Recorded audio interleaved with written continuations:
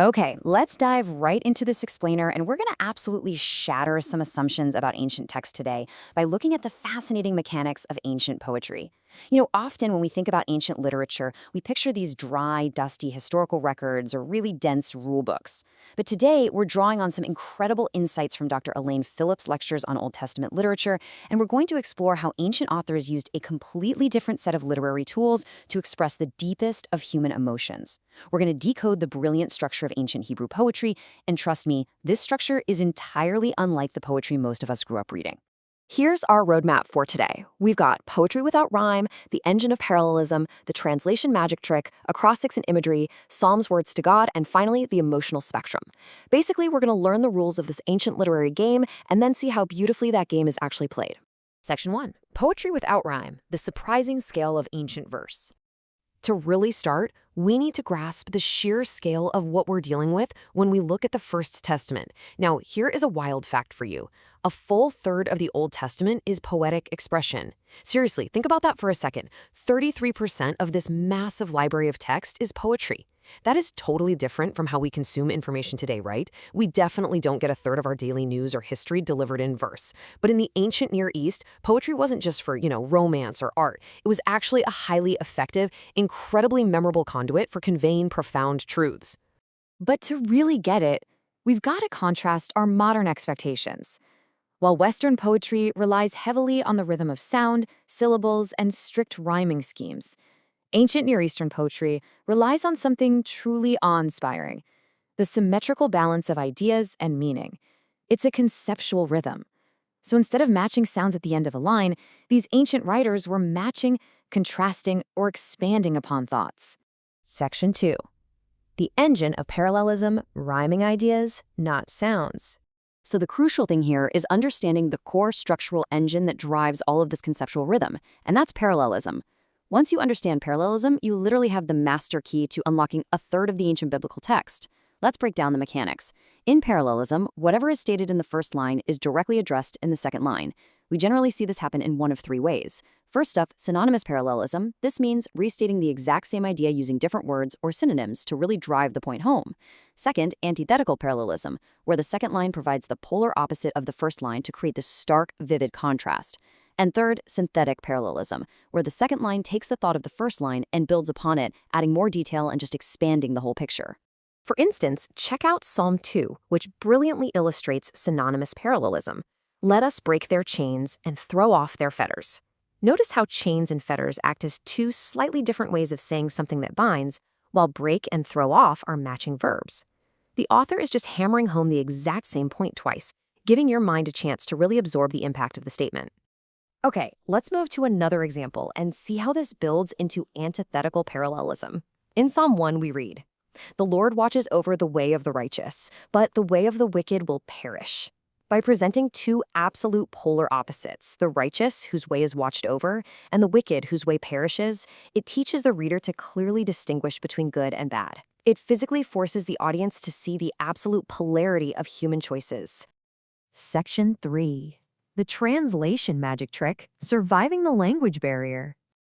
Now that we see how the engine works, let's look at one of the most incredible benefits of this ancient literary device. I like to call this the translation magic trick. So think about this question for a second. How do you actually translate a poem without breaking it? Translating a German rhyming hymn into English without losing the rhyme, the meter, or the core theological meaning is notoriously difficult. Translators have to twist themselves into knots to find English words that just happen to rhyme and mean roughly the same thing. So how on earth do these ancient Hebrew poems survive translation into thousands of languages across thousands of years? Well, here is the brilliant answer. Conceptual parallelism translates perfectly into literally any language family on Earth. Because Hebrew poetry is built on balanced ideas rather than rhyming syllables, it totally retains its poetic power and meaning when translated. You don't need the new language to have matching rhyming sounds. An antithesis is an antithesis in English, in Mandarin, and Swahili. The conceptual structure survives the translation process entirely intact. It's brilliant. Section 4. Acrostics and imagery. Mental gymnastics of ancient writers. Aside from parallelism, these ancient authors utilize some absolutely complex mental gymnastics and rich visual imagery to make their truths unforgettable. Take the incredible feat of Psalm 119. It utilizes a massive acrostic structure. The author carefully constructed 8 lines of poetry for every single successive letter of the Hebrew alphabet, all the way from Aleph to Tav. Imagine trying to write 8 poetic lines starting with the letter A, then 8 with B, and so on through the entire alphabet. And this wasn't just some party trick. It was a structural way of communicating that what was being said about God's word was utterly comprehensive, literally covering the topic from A to Z. Now, before we dive into the Psalms themselves, we definitely need to define a specific Hebrew word, hesed. It means God's covenant, unfailing, loyal love. This is a foundational, recurring theme throughout the text. It's kind of the grounding reality that gives weight to all the vivid metaphors we see in the poetry, like God being described as a rock or a shield. It is this constant, unchanging hesed that makes those metaphors so incredibly powerful. Section 5. Psalms, Words to God. The Masterpiece Collection. Now that we understand the mechanics of the poetry, let's look at its ultimate application, the Book of Psalms. This is the masterpiece collection of ancient Israel. While it's largely authored by King David, who wrote over 70 of them, there are other fascinating contributors, like Asaph and the profoundly interesting sons of Korah. Remember, Korah led a massive rebellion against Moses and was actually swallowed by the earth. Yet, generations later, his pardoned descendants are serving in the temple and writing this beautiful poetry. It's just a stunning historical testament to mercy. And it's no accident that the Psalter is intentionally divided into 5 distinct books. This was designed by the ancient compilers to perfectly parallel the 5 books of Moses, or the Torah.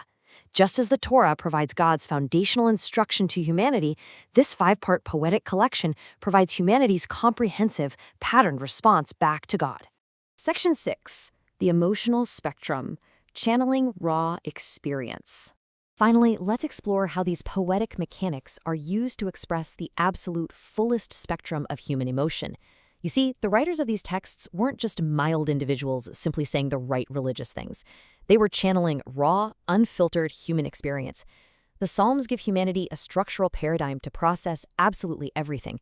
You have laments expressing absolute anguish and distress when things go horribly wrong. You have penitential psalms dealing with the crushing weight of personal failure, like David in Psalm 51 after his terrible moral failures. But then we swing all the way to the other end of the spectrum. Joyful thanksgiving, majestic hymns of praise marveling at creation, and songs of Zion expressing deep longing and love. It completely validates the entire human emotional experience. And to fully understand those songs of Zion, consider the physical geography of the city of David. When you're standing in that ancient city, surrounded by higher mountains, the Kidron Valley, and the Temple Mount, you are physically forced to look up in every single direction. That geographical reality beautifully mirrors the spiritual posture of the poetry, constantly looking up, seeking help, offering praise, and finding a constant foundation. And this leaves us with our final profound takeaway for this explainer. Having learned how these ancient poetic rules work, we see that they exist for a highly practical reason. They give us an enduring framework for pouring our own raw emotions out. They aren't just words from God. They are a masterclass paradigm for human words to God. So I'll leave you with this thought. What if the deepest, most complex emotions you are struggling to express today were already perfectly structured and scripted for you, waiting to be discovered over 3,000 years ago?